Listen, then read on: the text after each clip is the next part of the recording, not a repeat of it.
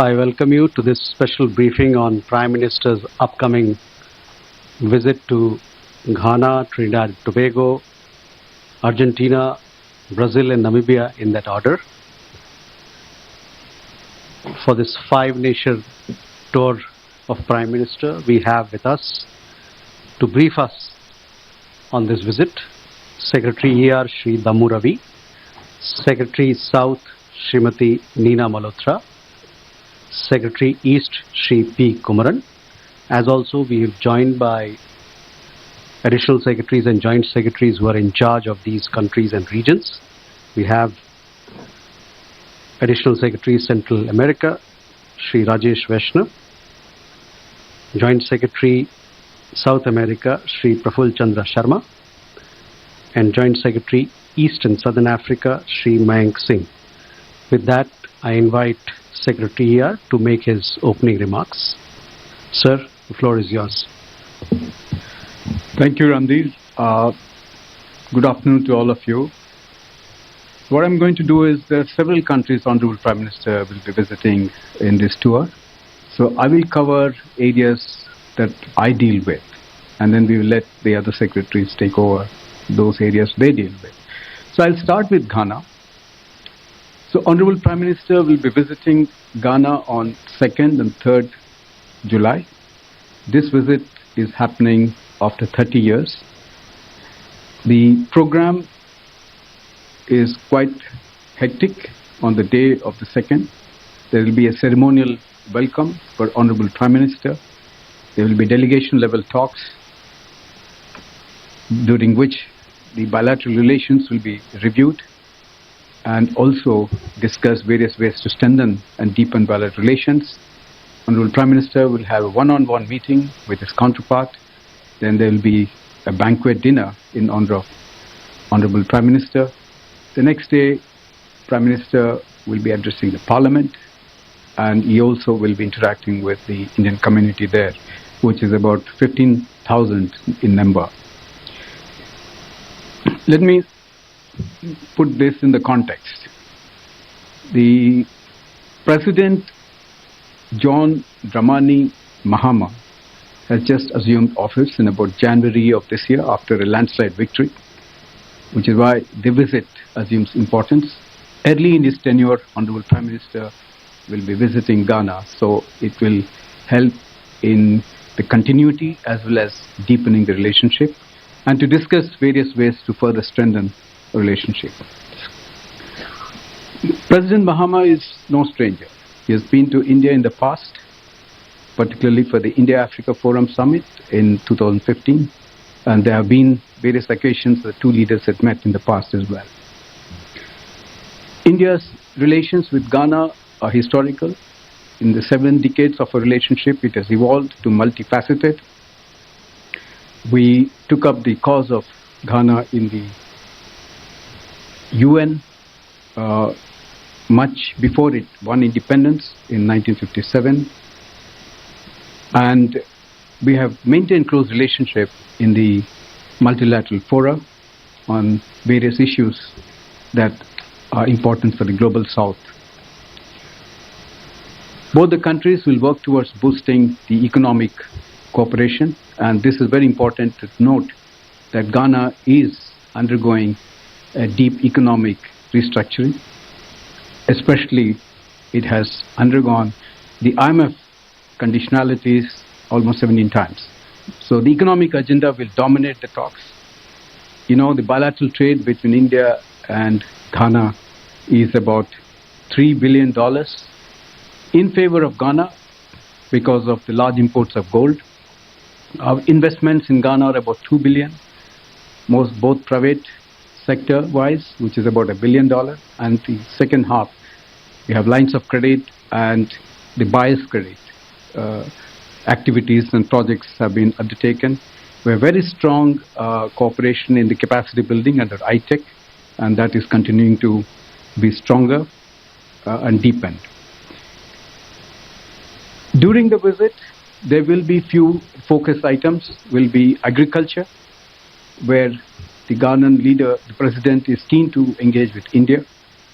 He is also keen on the vaccine development, creating a vaccine hub in Ghana, for not just Ghana but also the West Africa context. Defense cooperation will become an important item on the agenda, and the critical minerals and the digital public infrastructure. Few MOUs, Memorandum of Understandings, are likely to be concluded, but we still do not have clarity as to which of those, but our understanding is that negotiations are still ongoing in Ghana with our team.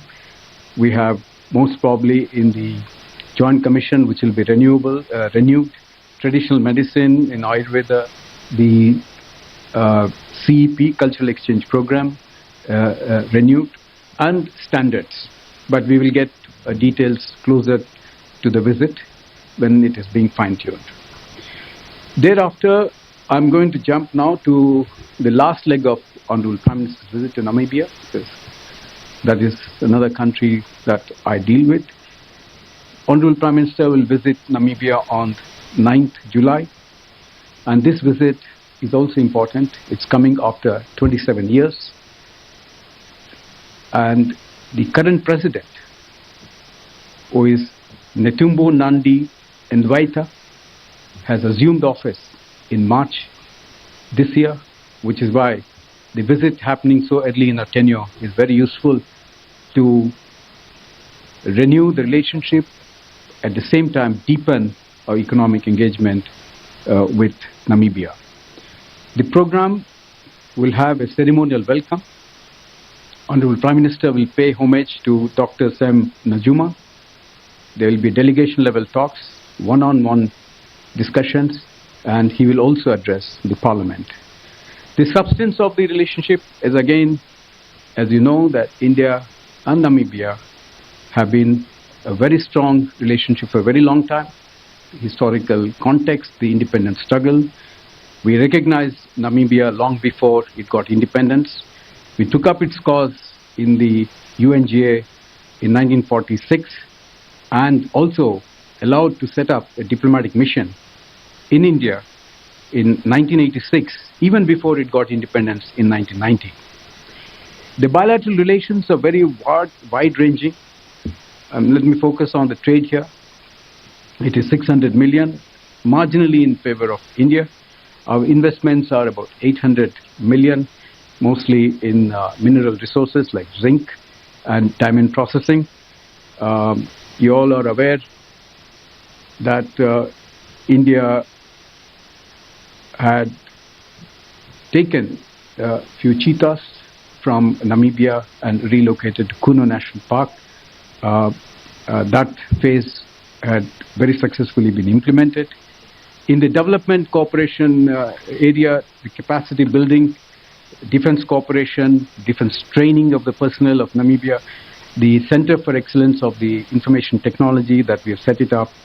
Then most importantly, what's going to happen during the visit is the unified payment interoperability. The technology agreement being signed have already been entered between the Central Bank of Namibia and the NPCI. So this will take forward, and that we believe is a very important development in our relationship. Namibia is a very resource-rich country. It has natural resources of uranium, copper, cobalt, rare earths in large numbers, lithium, graphite, tantalum, and all of these are of interest to us. In the recent times, Namibia has also discovered new oil fields. There again going to be a broad understanding on the partnership in hydrocarbons. Namibia is also keen to engage with us in agriculture and pharma, and we will be exploring India's low-cost solutions like the DPI, Jan Aushadhi, traditional medicine, Ayurveda. You have to understand in a broader context how important is partnering Africa. We have done the India-Africa Forum Summit 3 in 2015. We will be very soon doing the India-Africa Forum Summit 4. And in that context, engaging with Africa, with both individual countries and the AU are very important. Africa in recent time has also evolved. It's become more aspirational. It wants manufacturing to happen in the country, and it wants value addition to happen in the country. The Africa-wide free trade continent is another great opportunity to engage with Africa. So we have to keep this at the back of our mind dealing with Africa. There are lots of opportunities, and we need to look at this with more keenness. Let me now touch upon Honorable Prime Minister's visit to Rio. The 17th BRICS Summit is taking place on 6th and 7th. Honorable Prime Minister will arrive on the 5th evening, but the main program is on the 6th. As you know, the format is very clear. There are full members, which are 10. There are about 12 partner countries. There are 8 invitee countries at the head of state, head of government level, and there are 7 heads of regional and multilateral bodies. The theme of the Rio Summit is strengthening global South cooperation for inclusive and sustainable governance. The program on the 6th includes the first agenda item is the reform of the global governance, where only the full members will participate. And thereafter, there is the second item on the agenda, the peace and security, which is in the working lunch format, where the leaders will discuss the agenda item, and all of this will be captured in the leaders' statements, which will be seen as deliverables. Post lunch, the third item on the agenda is strengthening multilateralism, economic financial affairs, and artificial intelligence. Later that evening will be an official reception. All the leaders will be participating. The next day, which is on the 7th July, the fourth item of the agenda is environment, COP30, and global health. As you are aware that Brazil will also be hosting COP30 later in the year, in November, which is why climate change and COP issues become very important. As you know, the BRICS process is led by the chair, and they set the agenda, but the decisions are in a consensus-based format. We are hopeful that there will be 4 deliverables, although discussions are continuing still at the Sherpa and the sous-Sherpa level. The leaders' declaration, the leaders' statement on global governance and artificial intelligence, the leaders' framework declaration on climate finance, and BRICS partnership for elimination of socially determined diseases. There will also be, in addition, 4 reports that will be submitted to the leaders. One, the deliberations happened during the National Security Advisors level. The Business Council meetings that would have happened before that, the Women's Business Alliance report, and the Civil Council report. As you know, that all these discussions in the last few months across various platforms and working groups will find convergence in the declaration of the leaders, which will be endorsed by the leaders during that time. Both at the Sherpa and the sous-Sherpa level, there have been intense discussions that have taken place. What we also notice that the Brazil's agenda more or less is encapsulating the ideas of the global South. And these are more or less in alignment with India's positions. And lastly, India will be holding the chair of the BRICS next year, and which is why, in this context, Honorable Prime Minister's visit is even more important for us. I pause at this stage, and if there are any questions later, we will come back. Thank you very much. Over to you, Ran. Thank you, sir. I now invite Secretary South to brief us on Prime Minister's visit to Trinidad and Tobago. Ma'am, please. Thank you, Ranjit. Namaskar and very good afternoon to all of you. As you are aware, Honorable Prime Minister Shri Narendra Modi will be undertaking an official visit to the Republic of Trinidad and Tobago from 3rd to 4th of July 2025 at the invitation of Prime Minister Her Excellency Mrs. Kamala Prasad Bisesar. This marks the first visit by Prime Minister Modi to TNT or Trinidad and Tobago as Prime Minister, and is the first bilateral visit by an Indian Prime Minister to TNT since 1999. The visit comes at an opportune time as this year in 2025 the country is commemorating 180 years of the arrival of Indian immigrants to Trinidad and Tobago. This shared history forms the bedrock of our close and enduring people-to-people ties. India was one of the first countries to establish diplomatic relations with TNT following its independence in 1962. Our bilateral ties are rooted in shared democracies, pluralism, and a vibrant diaspora connect. Trinidad and Tobago is home to one of the largest Indian diaspora in the region. In fact, the Indian origin community in TNT comprises 40 to 45% of its population. I am told that currently both the President and Prime Minister are of Indian origin. Incidentally, both are women, both are lawyers, and both have a deep sense of pride in their Indian roots and heritage and describe themselves as daughters of India. We in India also celebrate and admire their achievements. Both have been recipients of Pravasi Bharatiya Samman, and our Prime Minister was the first foreign leader to congratulate PM KPB when she has won the election in April 2025.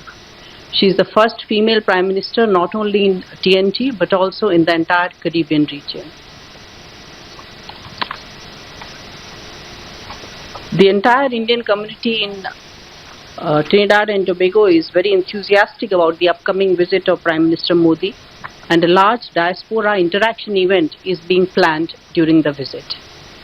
During the visit, Honorable PM will hold high-level discussions with both President and Prime Minister, and the leaders are expected to cover the entire gamut of our bilateral relations as well as regional and multilateral aspects. PM KPB will also host a dinner for Prime Minister Modi. India's development partnership with Trinidad and Tobago is robust and diverse. It includes capacity building initiatives, grant-based projects, and healthcare initiatives. Both sides are now seeking to expand and diversify our cooperation into emerging areas such as pharmaceuticals, tertiary care, renewable energy, digital public infrastructure, agriculture, and disaster resilience, in addition to innovation and technology. We will also continue to focus on sports, academic, and cultural cooperation. A set of bilateral documents in different areas of cooperation are expected to be signed. In a special gesture, PM Modi will also address the joint session of the Parliament of Trinidad and Tobago. The visit is expected to strengthen the bilateral partnership across key areas and reaffirm our enduring ties with the Caribbean. I shall stop here and will be happy to take questions later on. Thank you, ma'am. I now invite Secretary East to brief us on Prime Minister's visits to Brazil and Argentina. Sir. Thank you, Randhir. Thank you and good afternoon, dear friends. Secretary ER just mentioned about the BRICS portion of the visit to Brazil. I will try and add on to that by talking about the bilateral segment of the visit, which will be on, I'll start with Brazil, which will be on 8th of July. 6th and 7th will be the Rio segment for the BRICS summit. As you know, Prime Minister has earlier visited Brazil on 3 occasions. The first in July 2014, followed by another visit in 2019 to attend the BRICS summit, and in November last year to attend the G20 summit in Rio de Janeiro. During the state visit to Brasilia, Prime Minister is scheduled to hold bilateral talks with President Lula. The program basically includes a ceremonial welcome on arrival, followed by a restricted meeting and a delegation level format talks, culminating with a lunch hosted by President Lula for Prime Minister Modi. The state visit will provide an opportunity to review the entire gamut of our partnership, including trade and investments, oil and gas, renewable energy, mining and critical minerals, defense and security, agriculture and livestock, healthcare and traditional medicine, tourism, space, science and technology, DPI, and also sports and people-to-people relations in general. Both leaders will also be discussing during their talks global issues of mutual interest. The visit will be a significant milestone in the India-Brazil strategic partnership and is envisaged to add renewed momentum to the strategic partnership which we agreed to in 2006. On the trade front, India's trade with Brazil is the largest compared to any other country in Latin America. It had reached 16.6 billion in 2022-23, and following the drop in oil and gas prices, it is now around 12.2 billion, with India enjoying a trade surplus as we export goods worth $6.7 billion to Brazil and import goods worth $5.4 billion. Both leaders have set a bilateral trade target of 20 billion during their last meeting in November 2024.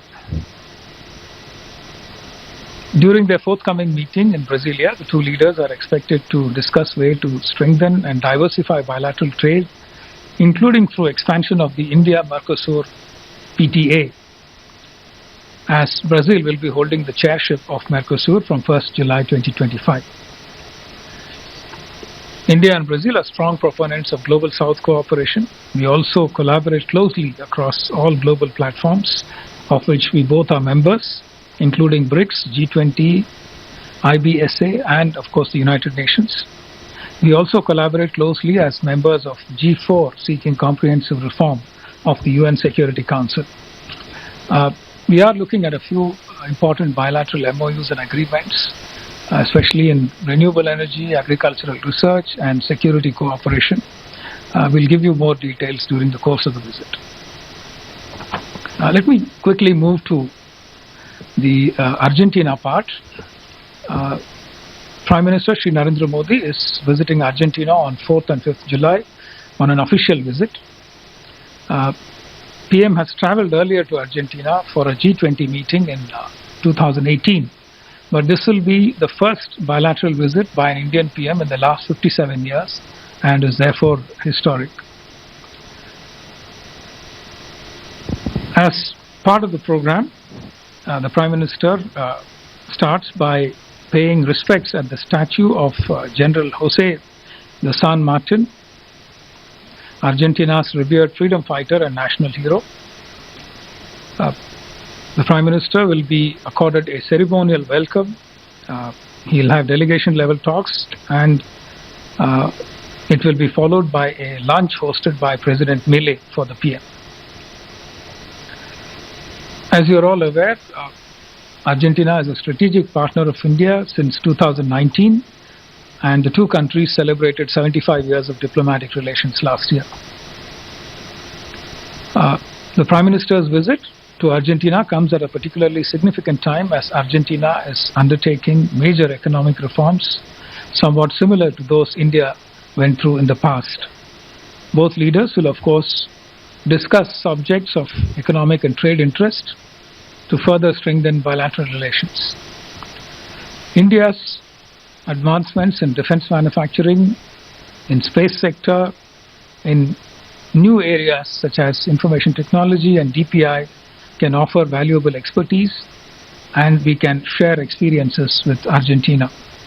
Our expertise in telemedicine and digital healthcare solutions are also on offer for Argentina in expanding access to medical services and improving overall quality and cost-effective healthcare delivery.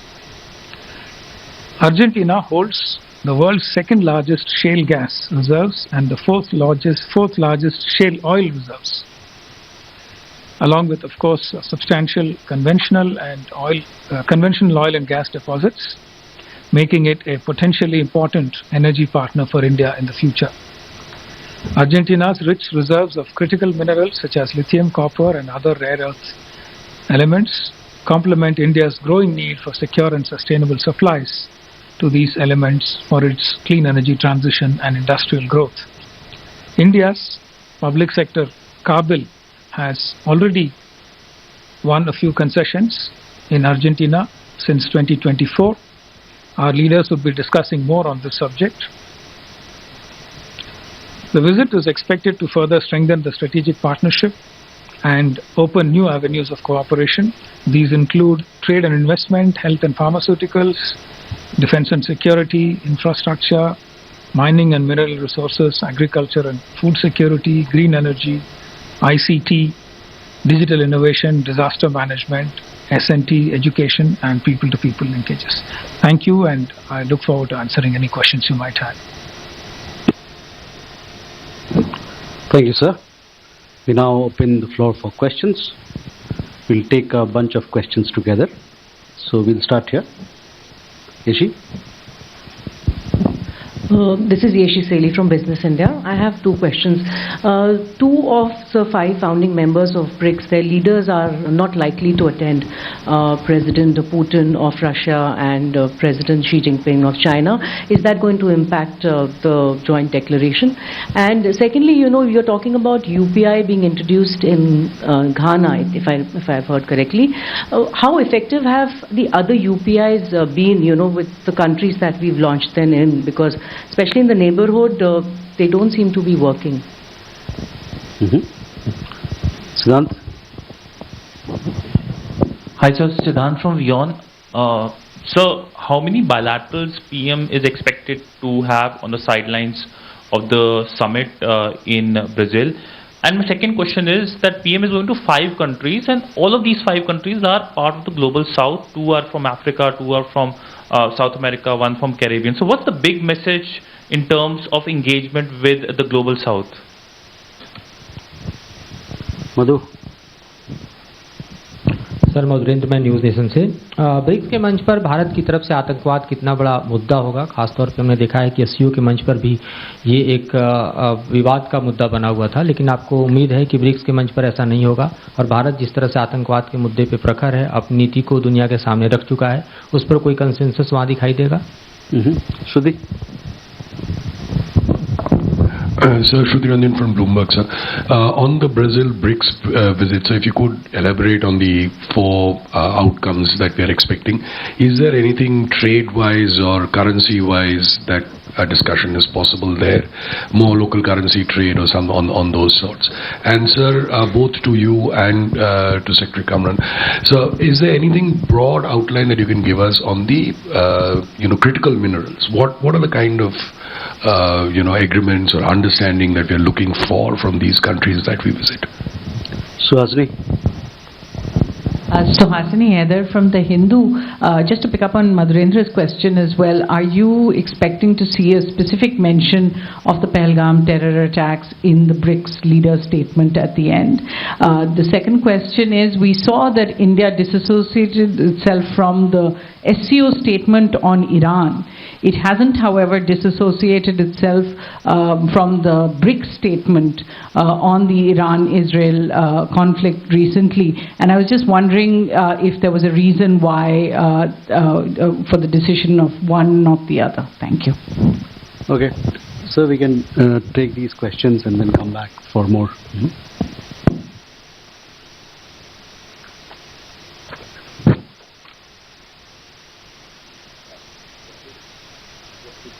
Yes. Okay. Well, I think there's wide-ranging questions here. What I'll do is I'll try to not specifically answer each one of you, but I think I got a sense of what you're aiming at. First, let's say the issue of the leaders not being there, which is the Chinese leader and the Russian leader. But I think this is already known that Xi Jinping had been to that country few occasions. Perhaps he's not going there. It's his decision. But I think irrespective of that, we'll have to be our solidarity with BRICS. I think Prime Minister's visit is an expression of India's solidarity with the BRICS, and we are going to hold the chair next year. So it's important to connect with leaders that will be there. Now look at the entire leadership. More or less everyone has confirmed the full members, the partner country members, and the invitee countries. It's a great opportunity for Honorable Prime Minister to connect with the leaders of the Global South, most of which will gather there. And they will be on the sidelines meetings, interactions with the leaders. And it's a great opportunity. We must look at it. On the UPI, now, it's something new for many countries in the Global South. It's important to also understand the technology behind it. This is, most countries, we traveled across in Africa, first of all, to understand this concept will take time. When you execute it, it's a process, and an evolution of that process also will take time. But I think there's been a good success. I don't know the number, but I can say that around more than 20 countries have entered into the UPI arrangement. But to get the mechanism operational, it will take time. It will also mean that capacity building on both sides. The ability of this country to absorb the technology and to use it. I think this is a process we should have some patience when it finally be able to be effective. In the meetings Siddhant has asked about how many meetings in the Global South and 5 countries. Yes, I think it's a great opportunity. All the countries that Honorable Prime Minister is visiting are members of the Global South in some way or the other. And it's again a reiteration of the solidarity, where the more meetings with the Global South is better. Now, there is something which both sides should be able to learn from each other. One of those issues on the Global South not getting adequate attention in the multilateral fora, reform of the multilateral system. These are all very important. Climate change, climate finance, artificial intelligence, the elements related to it, the ethical use of AIs, again, India's low-cost solutions, which is the digital public infrastructure. These are all very important. One need to engage with each other to have convergence and consensus, and also adapt those solutions that are useful for countries in the Global South. Now, terrorism, I don't deal with SCO at this point of time, but I think let me focus myself just on BRICS. There is no contradiction in the way the members have come out with their understanding and their sympathy and their solidarity with India and Pahalgam. I think this has been very well captured in the declaration, and all the members are very sensitive to this matter. And there is also a broader understanding of how to deal with this menace of terrorism, and there should be no one be spared in dealing with it. I think that is very well captured, and I don't have to go into details. I think when you get the declaration out, you will see the language is much to your satisfaction there. In terms of currency, local currency and trade, let me tell you that countries in the Global South are also looking for alternatives. Again, it's not a de-dollarization issue. The countries are also doing trade settlement in national currency. This has been going on for quite some time. But what's happening in the BRICS is precisely that. We are trying to bring in some understanding of how important it is to have alternative mechanisms in being able to do trading in the national currencies, and also to be able to do projects in the national currencies. Now, this is again a process. Countries will have to understand the mechanisms and how to do it. It's also not just the countries and the central banks, but also businesses have to plug in to this idea. So that's a process, and we are confident it will find traction more and more in the days to come. In terms of critical minerals, the new technologies of the 21st century, all of them depend on critical minerals. And we have to be aware of the fact that these technologies of the 21st century, critical minerals, are very, very important. We have to find ways to get bilateral understanding mechanisms to be able to capture that. And just not in the context of bilaterally, but also in terms of partner countries. Partnering with many countries to be harnessing critical minerals, both in terms of the processes and acquiring these minerals around the world. But I think, Secretary East has already mentioned that we have achieved good progress in Argentina. And Africa is full of those minerals. And we believe that, we have to be much more focused in being able to tap that resource in Africa. And I think Kabil and National Mineral Development Corporation, they are very much actively looking at opportunities in Africa. And I think in this context, Honorable Prime Minister's visit to both Ghana and Namibia become very important. These are areas where we believe there is a lot of opportunity, and we will be looking at it very closely. On the leader's statement on Pahalgam, I've already touched about it. Now, Iran, this is a development that had happened very recently, where there again, all the leaders at the Sherpa and the Shu Sherpa level were able to find convergence, and that language has been acceptable to all the members. What happened in SCO, I'm not able to tell at this point of time, but I think in terms of the developments, the geopolitical tensions in West Asia, that language is much to the satisfaction of all members at this point of time. Thank you. So would like to add something? Let me also try and supplement something to what Secretary ER said on critical minerals, particularly.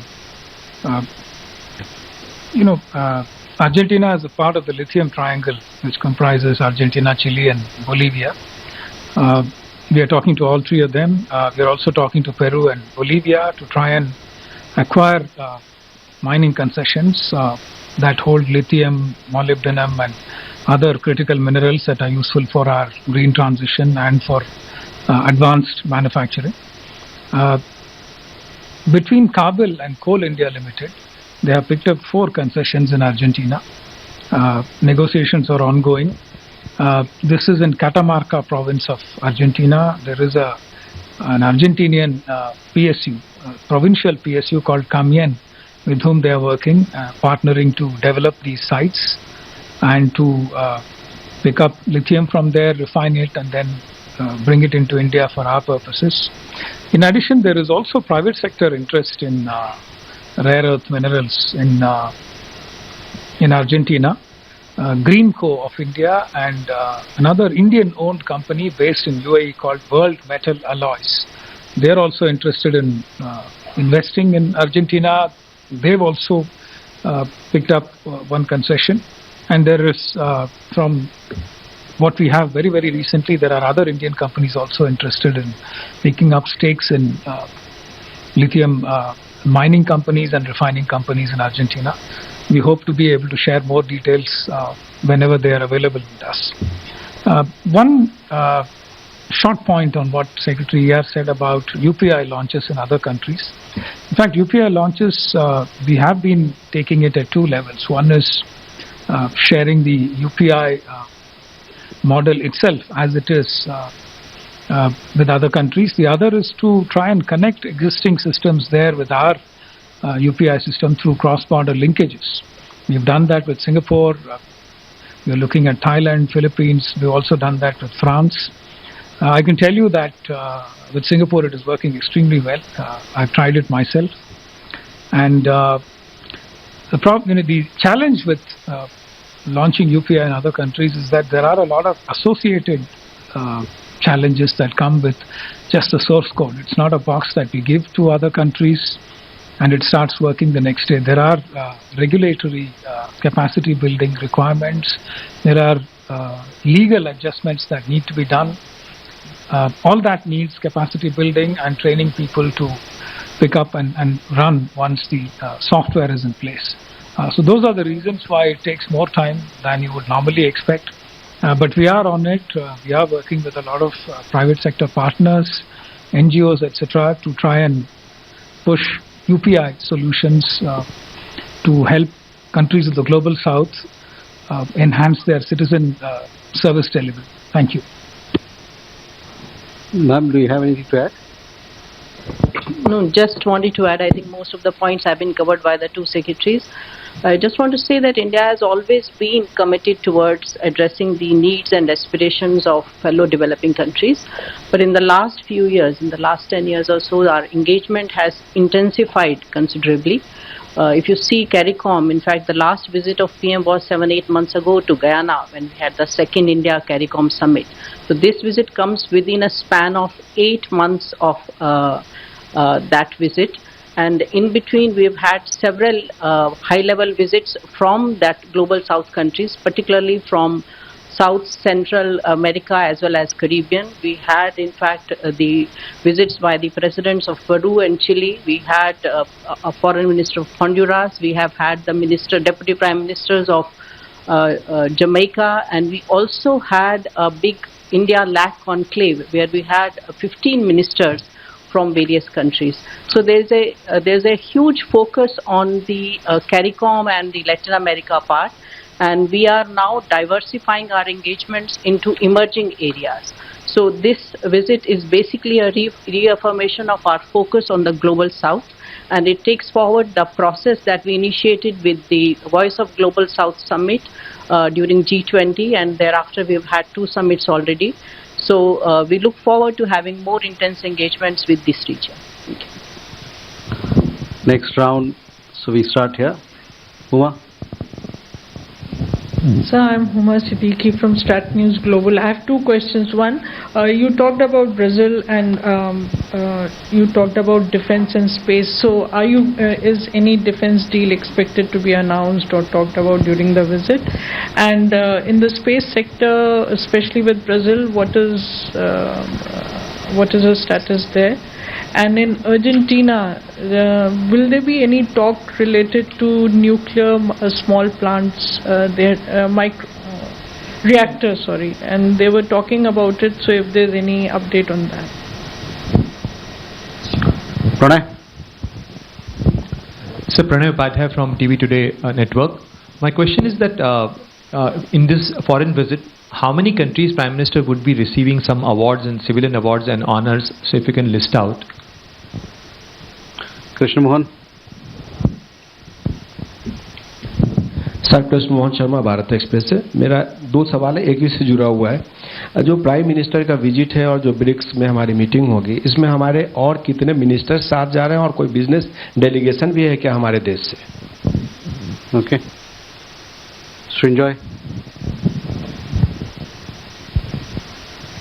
Sir, during the visit to Argentina, which has faced significant terror attacks in the 90s, do we expect a joint declaration on terrorism? Secondly, perhaps one of the few countries in the world which has sent Army, Navy and Air Force chiefs to India on visits is Brazil. And the Brazilians during their visit here expressed a lot of interest in Indian-made defense equipment, including artillery and so on. Now, the Brazilians are also keen on a swap because there appears to be a requirement for Embraer aircraft in India, and Brazil seems to be keen on exchanging the Embraer aircraft for Indian-made military equipment like artillery and like other equipment. Could you tell us a little more about this, please? Keshav? So thank you, Keshav Padmanabhan from The Print. Seeing that at least 3 or 4 of these countries are development partners, I just wanted to understand, are we looking at extending lines of credit to any of these countries during this visit? Are there talks for that? And if so, could you highlight the status of that? And secondly, just to add on to the earlier question of local currencies at discussion at BRICS, the reason is we've all heard from the US, questions about de-dollarization and strong statements against that. So how exactly is BRICS then looking at promoting local currencies given the current geopolitical status? Thank you. Manas? This is Manas from PTI Press Trust of India. Secretary, here you just referred to the alternative mechanism for trade. So is India looking at a BRICS framework for this kind of use of national currencies for trade among the member nations? And is it going to be first of a number of possible steps before rollout of a BRICS currency in the foreseeable future or distant future? And second quick question is, in fact, PM is visiting these 5 countries at a time when the global south countries are nervous about various trade-related issues, including President Trump's trade policy. So what will be the big underlying theme for Prime Minister's visit to these 5 countries? Thank you. So we can take these questions, we'll come back.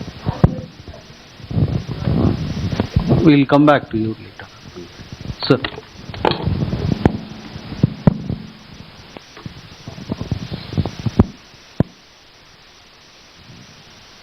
Okay. Let me restrict myself to only BRICS, because bilaterally there are other issues which 2 secretaries may answer. See, in terms of the awards, I have no clarity at this point of time, but I think, Honorable Prime Minister is a global leader and a statesman, so any country naturally wanting to honor him. So at this stage, I have no clarity in that. So we leave it at that when the visit actually happens. In terms of BRICS delegation, कोई ministers जा रहे हैं prime minister के साथ, वो तो ये सवाल तो हम नहीं बोल सकते अभी तक, लेकिन already ministerial level का जो working group level और ministerial level का जो meeting हो चुका है in the BRICS format में, business council, business delegation उनका जो meetings है 4th and 5th को होगा. उसके बाद जो उनका जो deliberations है वो सारे declaration में आएगा. एक मौका भी मिलेगा उनको private leaders के साथ मिलने को on the 6th. Otherwise, there are about 150 deliberations happening in the BRICS context. So many of the tracks have covered ministerial dialogues, interactions, and the business interactions have already been adequately covered. So all of this will feed into the leaders' declaration.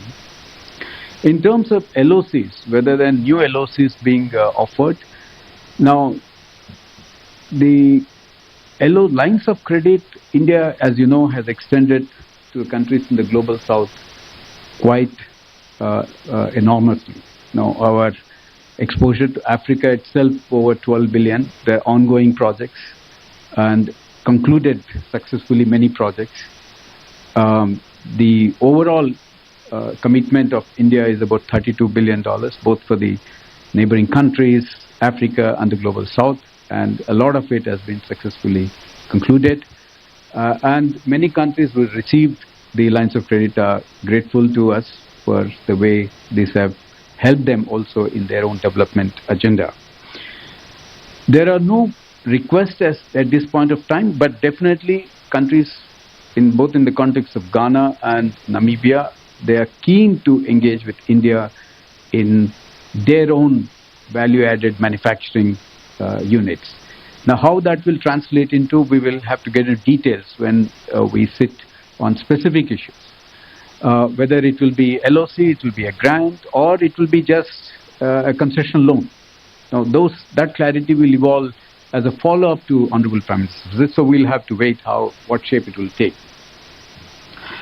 The local currency, I think a lot has already been covered, but let me be very clear in what I want to focus here. This is a track which is dealt with by the Department of Economic Affairs. So they take a lead and they take a decision as to how far we can engage collectively in the BRICS. But what is important for us to note is that many countries are already doing it. Whether in the BRICS context or bilateral context, countries are doing it. And why this is happening? And we have to understand that the geopolitical context, there is an economic angle. Countries of the global south become more vulnerable when there are problems elsewhere in the world as well. So which is why the alternative formats and the methods that countries in the global south want to use is very natural. For example, trade settlement in rupee. We have tried with many countries and that effort is ongoing. Many countries in the BRICS are also doing it. But the idea of whether the national currencies is negating dollar utilization in the world, I don't think that we have to get into the debate of dollar versus national currency. Dollar will continue to exist in the global trade. It's the most dominant currency. I don't think there's a competition there. It's just that countries will look for alternatives and we have to appreciate their effort in the direction. So Trump's trade policy, I don't want to get into it because that's completely a different area which will require a large session to come to some kind of understanding or no understanding at the end of it. So, but the underpinnings of the Honorable Prime Minister's visit, it's an excellent opportunity to reiterate our solidarity, our commitment to the global south, issues of the global south that require a greater understanding and deliberations at the international level, global level. This is, I think, is an opportunity. In all the countries that he will visit, there will be reiteration of the global south issues and the need for reform of the multilateral institutions, the climate change issues, and low-cost solutions that India has successfully introduced in our own country and how these can be replicated elsewhere. I'll pause at this point in time. Thank you. Sir. Thank you. I think I had two questions. One about the joint declaration on counterterrorism, if any, with Argentina. Where as of now, there is no joint declaration planned with Argentina. Argentina has supported us very strongly on counterterrorism initiatives in all forums where we are both members and also in the UN. They have also issued a very strong statement supporting us on the Pahalgam terror attack. So we are fairly clear about where Argentina stands as far as our cooperation on counterterrorism is concerned. I think Ms. Huma's question about defense and nuclear cooperation with Brazil. Yes, there is going to be discussions on defense cooperation and enhancing it with Brazil. We are looking at avenues for joint research, technology sharing and training exchanges. We're still talking about what kind of cooperation is possible, what kind of defense platforms we can sell to Brazil, but there is still not much progress made. But broadly, we have a few areas that seem to be of interest to the Brazilian side. They are interested in secure communication systems on the battlefield. They are also interested in offshore patrol vessels, OPVs. Brazil has Scorpion submarines. They are interested in partnering with us in maintaining those submarines. They also seem to be interested in the Akash air defense system and in coastal surveillance systems, Garuda artillery guns, and so on. They're also interested in manufacturing defense industry joint ventures with us, joint R&D, of course, and co-development of systems. Somebody had mentioned the Embraer platform. Yes, we do use the Embraer platform to develop reconnaissance systems, etc. on top of that. So there is a lot of potential for us to work with Brazil given their strength in the Embraer and in the aircraft industry in general. On nuclear cooperation, yes, there is interest. Both countries want to move away towards greener sources of energy, and therefore there is scope for partnership there. We also work together on biofuels. But on the specific issue of SMR, small modular reactors, I don't have anything. Both of us are looking to partner with other countries, in fact, to try and get SMR technology. So hopefully we'll have something to share with you by the time the visit ends. Thank you. Ma'am. Just two small points. There is no LOC proposal for Trinidad and Tobago. I may add that, many of the Caribbean countries, including TNT, they have become high-income economies. So per capita income of TNT is roughly $19,000. So according to our rules, LOC conditions may not be very attractive to them. So, but in the past we have granted LOCs to some of the Caribbean countries. Regarding Global South, the big message, as Secretary R has already mentioned, that India has always championed the cause of human-centric development of fellow developing countries, and Trinidad and Tobago is a very important player in CARICOM as well as in SIDS, Small Island Developing States, which form a collective authoritative voice on climate change issues. There's also an increasing convergence of reform of global financial architecture as well as global reform institutions. And I think all the countries appreciate the fact, all the CARICOM countries as well as countries of the Global South appreciate the fact that India has increased the focus on needs and priorities of the Global South. So that is one. And I think, is there any other point I'm missing? Yeah, broadly about the awards, I think there is as of now no clarity, but as Secretary R said, that our Prime Minister is a global leader, and in recognition of his achievements and his contribution towards advancement of causes of Global South, he has in the past been awarded in the Caribbean region. In fact, last year when he went to Guyana, he was given the award. Even countries such as Barbados and Dominica also have conferred their orders, national orders on him. Thank you. So we'll take one last round. We have Manish, Rishikesh, Akhilesh and Yeshi. With those four, we'll finish the round. Manish. Sir मैं मनीष झा हूँ TV9 Bharatvarsh से। EM अभी Washington में है quartz meeting में भाग लेने के लिए। प्राइम मिनिस्टर ब्रिक्स जा रहे हैं। अब तक हम लोग बहुत अच्छे से बैलेंस करते आए हैं ब्रिक्स को और क्वाड को, लेकिन ब्रिक्स के पर्टिकुलरली एक मेंबर की तरफ से ये नैरेटिव सेट किया जा रहा है कि India is not a reliable partner, क्योंकि वो वेस्ट का भी सहयोगी है। तो ट्रस्ट फैक्टर कितना इम्पोर्टेंट है ब्रिक्स के इस समिट में, और ख़ास करके जब अब ईरान का भी इशू आ गया है और ब्रिक्स के कई कंट्री ये देख रहे हैं कि इंडिया वेस्ट की तरफ ज़्यादा भी झुक सकता है। Thank you. Okay, Rishikesh. Sir, Rishikesh from PTI. So in April this year, BRICS foreign ministers have failed to reach consensus on a joint statement.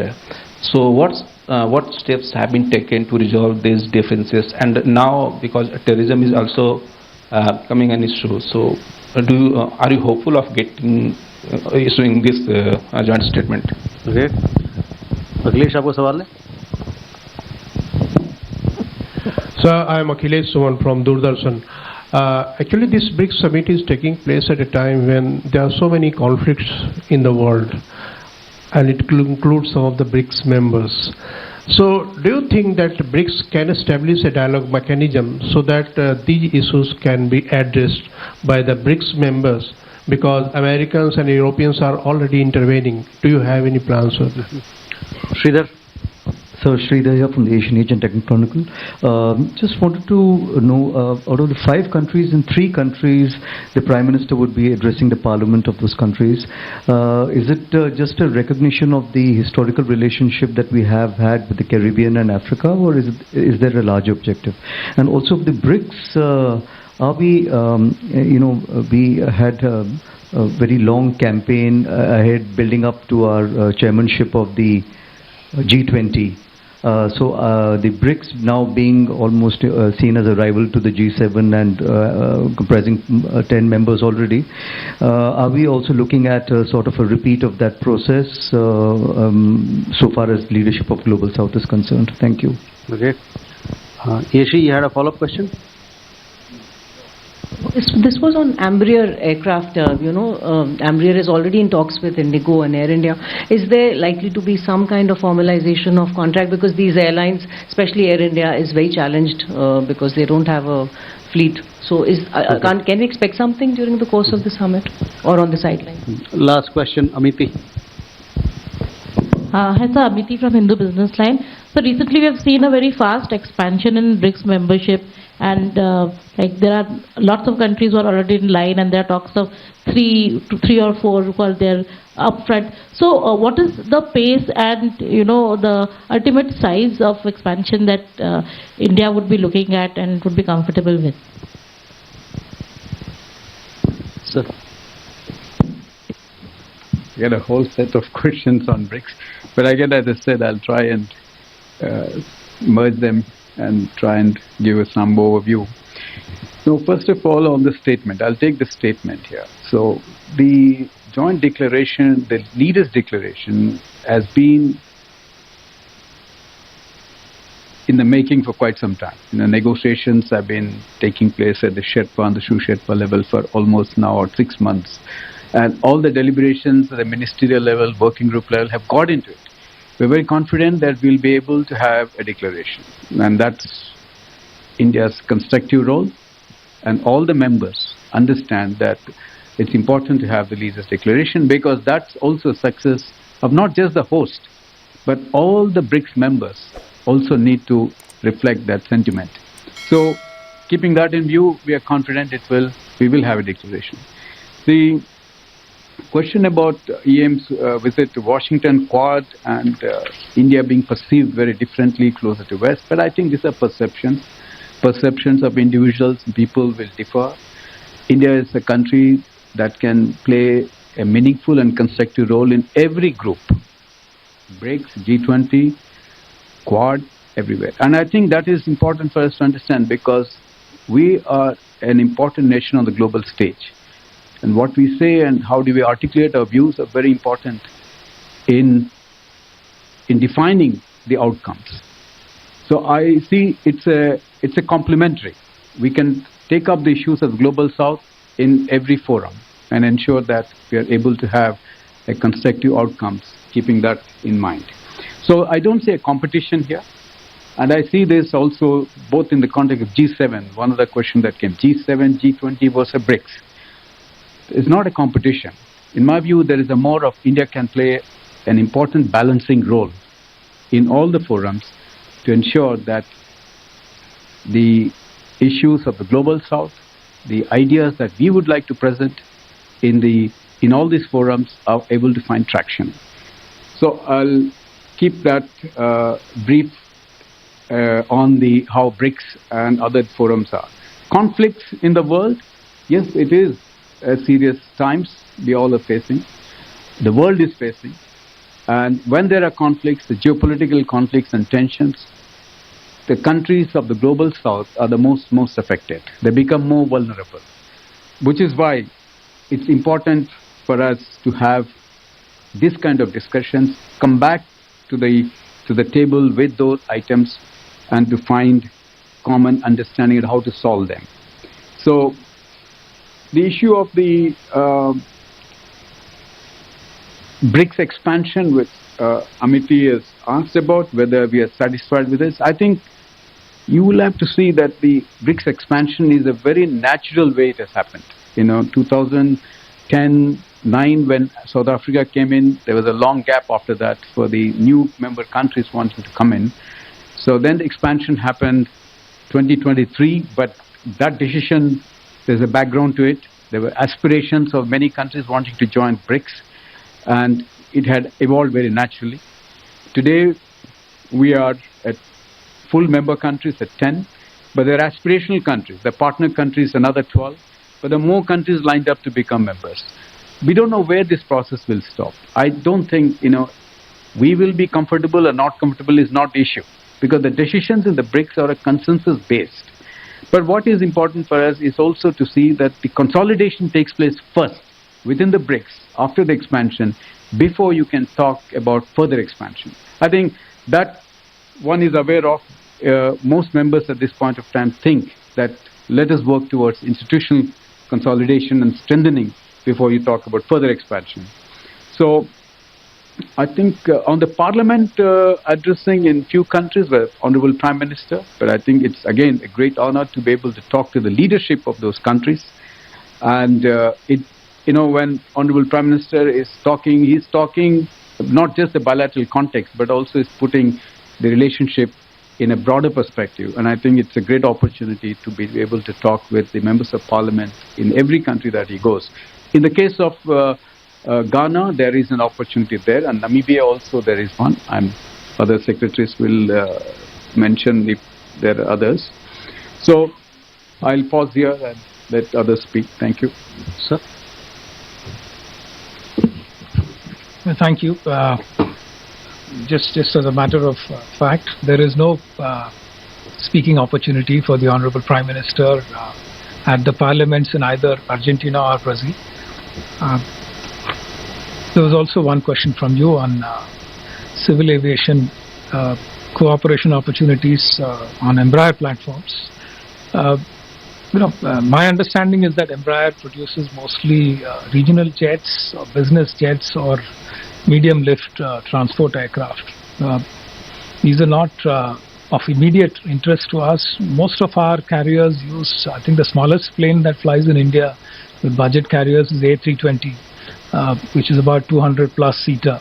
Embraer doesn't produce aircraft of that capacity. So right now it is more about collaborating for using Embraer as platforms for our early warning systems and reconnaissance systems, and using them to try and develop technologies that can be used for defense usages. So that seems to be the current area of interest, nothing to do with civil aviation right now, except perhaps small orders for business planes, etc. Thanks. Ma'am? Yes, PME is addressing the joint session of Parliament in Trinidad and Tobago. I think it's just a symbolic of our strong parliamentary traditions as well as democratic values. TNT also always had a very peaceful transition of power, and it's somewhat special this time because both the President and the Prime Minister are of Indian descent, and both are women and who are achievers in their own way. I may add that the chair in the parliament, the speaker's chair in the parliament has been gifted by India, which is again a symbolic reminder of the strong democratic and parliamentary traditions between our two countries. With that, ladies and gentlemen, we come to the close of this session. We'll keep you updated as the visit progresses. Thank you very much.